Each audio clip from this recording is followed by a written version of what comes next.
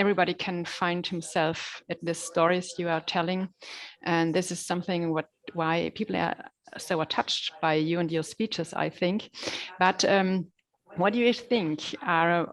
Is everybody attached by anything or affected by any childhood experiences, or are there any people who have nothing, who are really absolutely healthy and have no burdens and are able to go through life absolutely lighthearted?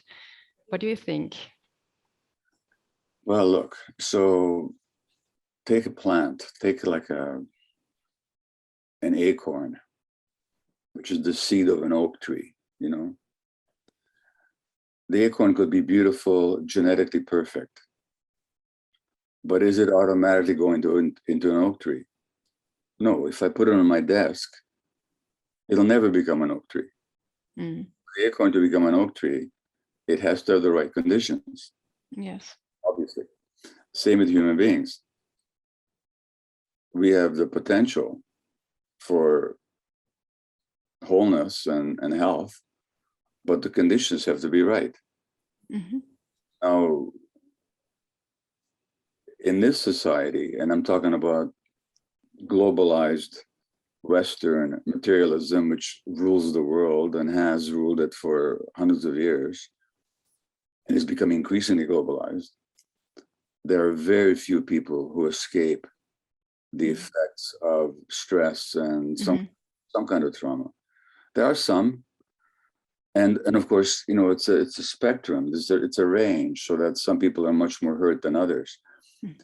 But I meet very few people who escaped it completely, and especially as a doctor and a therapist and a teacher, I don't meet anybody, because anybody who comes to me for any medical problem, yes, almost any medical, I don't be dogmatic.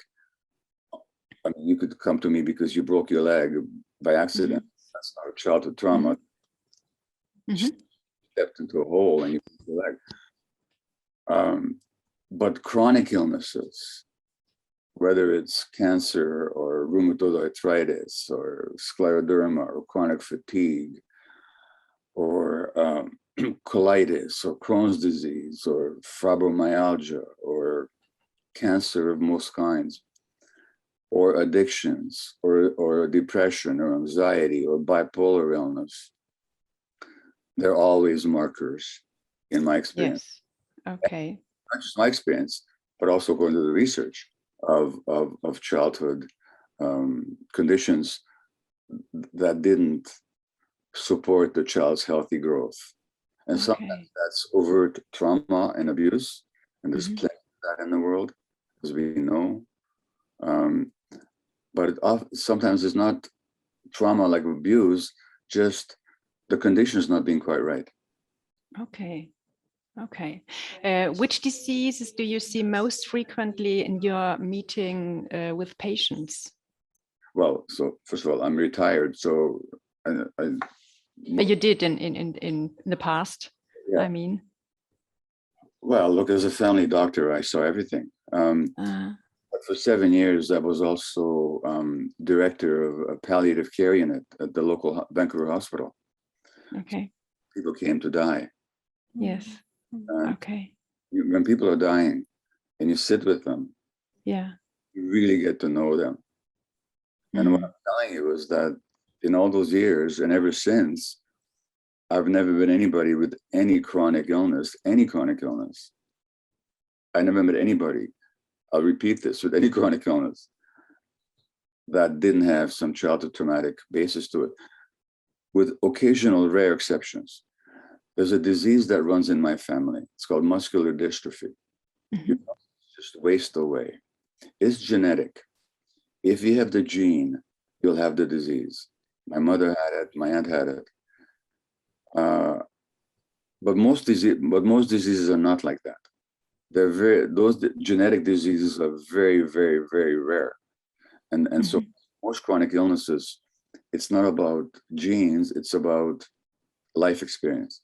Okay. Now, the good news is, and this is really important to say this, that when people realize this and they start to working with it, they can get much healthier. So I've seen cases of people with severe illness where the doctor said, there's nothing we can do. You'll be on medication for the rest of your life with multiple sclerosis or rheumatoid arthritis. And they're off their medications. And they're healthy. And this has been studied too, you know. And so what I'm talking about isn't just theoretical. It's also practical. So the book, Wenn die Körper Nein sagt, when the body says no, see behind you, I think, you need. Yes. Of course. It's not just telling a sad story. It's also saying, look, when you don't know how to say no, and that means as a child, you have to suppress your no in order to be accepted. So all your life, you've not been saying no, accepting other people's demands, other people's expectations. Yeah. You're looking after everybody else's emotional needs, ignoring your own. If you learn how to say no, then your body doesn't have to. Because the illness that you have is your body saying no.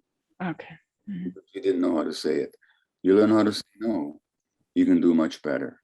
That's the whole point. Okay. Does it goes in this direction, what you call cancer personality?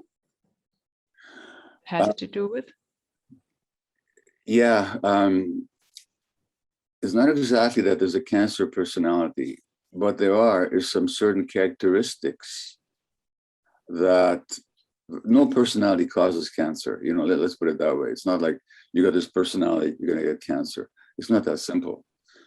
But if you look at who does get cancer, this has been studied in England, in Germany, in North America, elsewhere in the world. You look at who gets cancer, it's people who don't know how to be angry in a healthy way. Okay. They tend to take on responsibility for other people's emotional needs. They hate disappointing people. They're very often very nice people. I really worry about the very nice people. They are identifying with their roles and their duties rather than the needs of their own selves.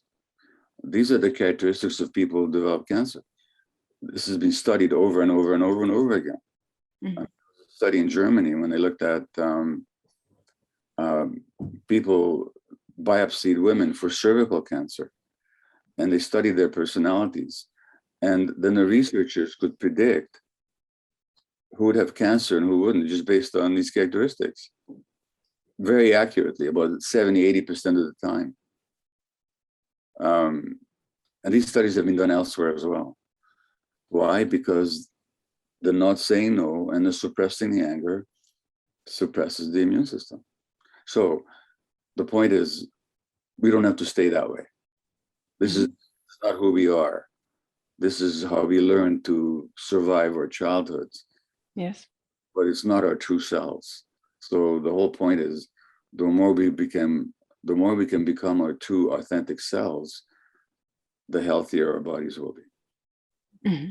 And how would we approach this journey to being our authentic self?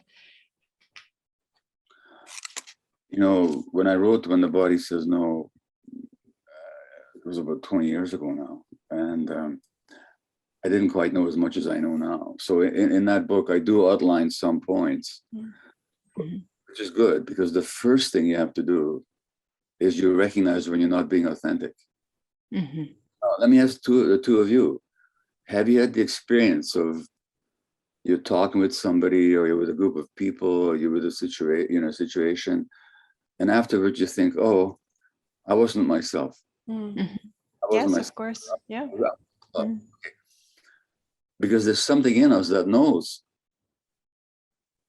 And which is the part of us that knows? It's the authentic self. So it's not some big deal.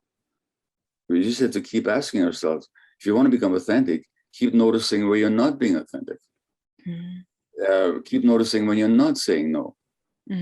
somebody wants to have coffee with you, but you're tired. You just want to go home. Mhm. You want to be nice.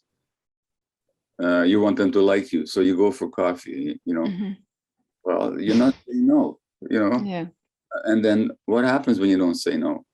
Mhm. So, well, I mean, I can ask the two of you. You can answer or not. But when you don't say no, and what I mean is, when there's a no, that there's a big 9 that wants to be said, Mhm. don't say it. Mhm. What do you feel afterwards? Uncomfortable and maybe a little bit drained, maybe tired. angry with oneself even. Right. Mhm. That's pretty unhealthy for you. Mhm. That little word, no, Yes. it's got huge implications, Yes. consequences if you don't say it. Mhm. And so Mhm. that discomfort that you have, the fatigue that you have, that's your body saying you should have said no. Now, if you keep ignoring that, the Mhm. body will start saying it more loudly. Maybe anxiety, maybe dry mouth, maybe back pain, maybe stomach aches, maybe rash, migraine, Mhm. Mhm. frequent colds. And if you're unfortunate enough, you'll say it in the form of an illness. So I've seen a lot of people who, when they get ill, they actually learn how to become themselves. Yeah. I don't recommend that way of learning, by the way. But once the illness comes along, a lot of people have woken up. They had to.